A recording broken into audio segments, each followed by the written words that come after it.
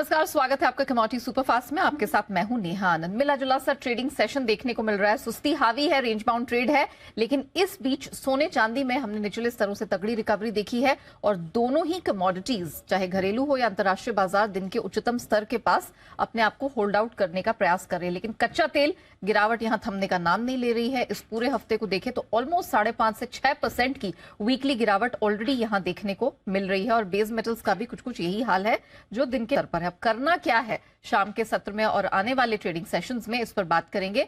भाविक पटेल जी हमारे साथ trade bull securities के जुड़ चुके हैं। भाविक जी, गुड आफ्टरनून, बहुत स्वागत है। पहले तो सोने चांदी पर फोकस कर लेते हैं क्योंकि वहां कुछ रिकवरी के सिग्नल्स मिल रहे हैं। तो जरा बताइए, is it here to stay? क्या इन लेवल्स पे खरीदारी करने में कंफर्टेबल है? Good afternoon Miya ji. देखिए, कल सरप्राइजिंगली हमने अच्छी खासी रिकवरी देखने को मिली है और आज के मॉर्निंग सेशन में भी अगर देखें तो दोनों सोने और चांदी नियरली सेशन हाई के करीब ही चल रहा है। तो मुझे लग रहा है कि वैसे भी आज शाम को कोई डेटा ट्रिगर है नहीं, तो लग रहा है कि ये जो रैली है वो कंटिन्यू रहेगी। तो दोनों में बार डिप्स की स्ट्रेटेजी रखेगी। सबसे पहले गोल्ड की बात करें तो गोल्ड में जून कॉन्ट्रैक्ट में अराउंड 60,100 के करीब आता है। तो 59,950 के स्टॉप लॉस से बाय कर सकते हैं और टारगेट रख सकते हैं 60,500 का।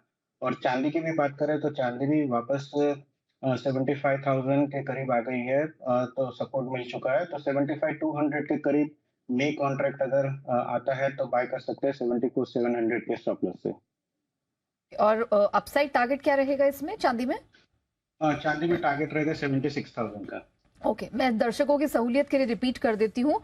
गोल्ड का जून कॉन्ट्रैक्ट जो कि एक्टिव कॉन्ट्रैक्ट है, इसका 60,100 के पास ले, 60,100 के पास 59,950 का स्टॉप लॉस, 60,500 तक आपको टारगेट अपसाइड में दिख जाएगा। और चांदी में 75,200 के पास खरीदारी करें, स्टॉप लॉस 74,700 के करीब और 76,000 तक का लेवल अपसाइड में दिख जाएगा। अच्छा, कच्चे तेल में क्या किया जाए? दो ट्रेडिंग सेशन में घरेलू बाजार ने 300 रुपए गंवा दिए हैं।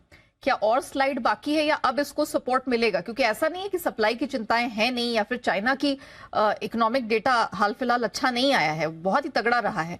तो अभी सपोर्ट मिलेगा या थोड़ा गिरावट बाकी है? टेक्निकली मुझे लग रहा है अभी भी गिरावट बाकी है, क्योंकि जब से 3 अप्रैल में हमने देखा कि ओपेक प्लस ने जहाँ पे अनएक्सपेक्टेड डिसीजन लिया था रेट प्रोडक्शन कट का, तो उसके बाद से हमने देखा कि कहीं न कहीं 6500 का जो लेवल है वो सपोर्ट कर रहा था, वहाँ से ब्रेक नहीं हो रहा था। और कल वो जो सपोर्ट ब्रेक किया है तो फिर नेक्स्ट नीचे का सपोर्ट आ रहा है 6300 का। तो मुझे लग रहा है कि जब तक 6500 का लेवल ब्रेक नहीं करता ऊपर की साइड, तब तक मुझे लग रहा है कि ये कंटिन्यू रहेगा सेलिंग साइड। तो मे कॉन्ट्रैक्ट है वो वही मैं सेल ऑन राइस की रिकमेंडेशन दूंगा कि जहाँ पे 6440 के करीब शॉर्ट कर सकते हैं, 6350 का टारगेट रख सकते हैं और स्टॉप लॉस रख सकते हैं 6500 का। ओके, तो 6500 एक बड़ा रुकावट वाला लेवल है जहां तक घरेलू बाजार में कच्चे तेल का सवाल है। 6500 आपके लिए सेल ऑन राइस का स्टॉप लॉस होगा। नीचे 6350 तक के टारगेट के लिए हो जाइए तैयार और सेलिंग प्राइस होगा 6440 का। अच्छा, मेटल्स हमने देखा था अब पिछले हफ्ते की क्लोजिंग के समय कुछ अच्छे लेवल्स दिखे थे, खासतौर से कॉपर ने, जिंक ने, एल्यूमिनियम ने कुछ अच्छा प्रदर्शन दिखाया था। इन्वेंट्री भी मल्टी ईयर लोज पर है, लेकिन अब हमने देखा इस समय दिन के निचले स्तर पर अधिकतर मेटल्स ट्रेड कर रहे हैं। क्या इसमें भी कच्चे तेल की तरह करेक्शन बाकी है? जी ज़रूर। एटलीस्ट जो हमने देखा था कि चाइना का अनएक्सपेक्टेड जीडीपी ग्रोथ जो थोड़ा बढ़ा था, वो सारा पॉजिटिव फैक्टर अभी हो चुका है और मुझे लग रहा है कि आगे जाके जिस तरह से डॉलर इंडेक्स अगर थोड़ा मजबूत होगा, तो ये बेस मेटल्स की इफेक्ट में रिकवरी मुझे नहीं लग रहा है कि ज़्यादा सस्टेनेबल होगी। इनफैक्ट कल भी हमने देखा था एक शार्प फॉल और आज भी अगर देखें तो अक्रॉस द बोर्ड सारे बेस मेटल्स में सेलिंग प्रेशर है। कॉपर मेरी टॉप पिक रहेगी क्योंकि कॉपर एक थोड़ा ज़्यादा आउट परफॉर्म कर रहा था, तो आज के दिन मुझे लग रहा है कि कॉपर में थोड़ी और गिरावट आ सकती है। तो कॉपर अराउंड 770 के करीब अगर आता है तो मैं शॉर्ट का रिकमेंडेशन करूँगा 764 के टारगेट के लिए और स्टॉप लॉस रख सकते हैं 774 का। ओके, तो कॉपर सेल करने की सलाह है 764 के टारगेट के लिए। यानी कि और 3 रुपए तक का करेक्शन यहाँ नीचे देखने को मिल सकता है। 770 के पास मिले तब सेल ऑन राइस की रणनीति अपनाएं, वो बेहतर रहेगी। कॉपर के अलावा भी कोई मेटल है जिसमें आप बिकवाली की रणनीति देंगे? उसके अलावा एक ज़िंक है, क्योंकि ज़िंक में हमने काफ़ी देखा है कि अंडर परफ़ॉर्म कर रहा है, क्योंकि जब से स्मेल्टर्स ओपन हुए हैं, तो लगातार इसके जो इन्वेंटरीज़ है बढ़ रहे हैं और कहीं भी अगर उछाल आता है तो वो सस्टेनेबल नहीं है। तो अंडरलाइंग अभी भी स्ट्रेंथ नहीं दिख रही है, टोन बेयरिश ही है। तो जिंक में भी वापस 247 के करीब अगर आता है तो शॉर्ट कर सकते हैं 243 के टारगेट के लिए, और स्टॉप लॉस रख सकते हैं 248.50 का।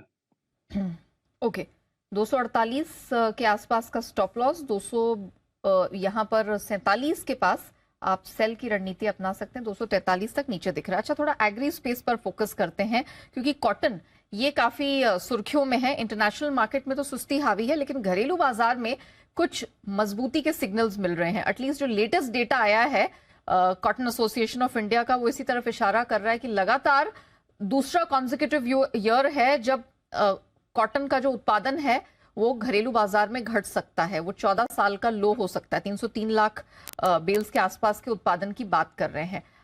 ऑल्दो सुबह के सत्र में हम इसमें स्ट्रेंथ देख रहे थे, वो थोड़ा सा प्रॉफिट बुकिंग में तब्दील हो गई है। यहां से गोइंग फॉरवर्ड कॉटन का प्रोस्पेक्ट आपको कैसा लग रहा है?